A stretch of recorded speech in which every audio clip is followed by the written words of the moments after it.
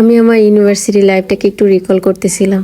এই যে ইউনিভার্সিটি বাসগুলো যাচ্ছে, এই বাসে করে প্রত্যেক ব্যাচ ওয়াইজ স্টুডেন্টরা উঠেছে আর সবাই খুব আনন্দ করতে করতে যাচ্ছিল। যেমনটা আমরা কোনো ট্যুরে বা ফিল্ড ওয়ার্কে যেতাম, আমাদের তাণ্ডব বয় ছিল, ওরা তো ছিটে বসেই থাকতো না, কি পরিমাণে মজা করতো, ঠিক ওরাও ওরকমটা করতে করতে যাচ্ছিল। আমি আমার সময়কার কথা মনে করতেছিলাম। তারপরে পিকনিক স্পটে যখন আসলাম, ওরা ব্যাচ ওয়াইজ আলাদা আলাদা করে ভাগ হয়ে গেল।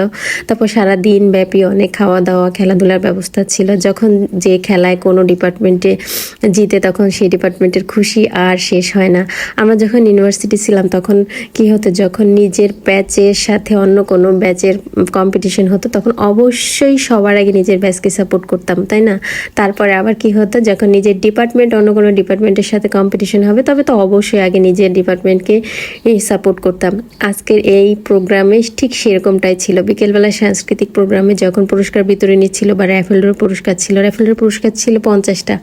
তো যখন যে পাশ থেকে কুপন উঠতেছিল, যে ডিপার্টমেন্ট পাচ্ছিল, সেই ডিপার্টমেন্টের ওই স্টুডেন্টগুলো মনে হতো কি যে ওরা সবাই মিলে মনে একসাথে মঞ্চে উঠে যাবে, মানে সবাই পুরস্কার পেয়েছে এমন একটা অবস্থা। এবং যে উপস্থাপনা করতেছিল সেও বারবার করে বলতেছিল যে ইংলিশ ডিপার্টমেন্টে গিয়ে, সোসিওলজি ডিপার্টমেন্টে গিয়ে যে তোমরা অন্য ডিপার্টমেন্টে কি করছো। মানে আসলে র্যাফেলটা তো একটা ভাগ্যের পরীক্ষা, এখানে তো আর কারো হাত নাই, কারটা উঠবে ঠিক জানা নেই। কিন্তু স্টুডেন্টগুলো এত বেশি মজা করতেছিল যে যখন যার ডিপার্টমেন্টের কুপন উঠতেছিল, সেইখান থেকে সবাই একসাথে চিল্লাচ্ছে আর তাকে উৎসাহ দিচ্ছিল।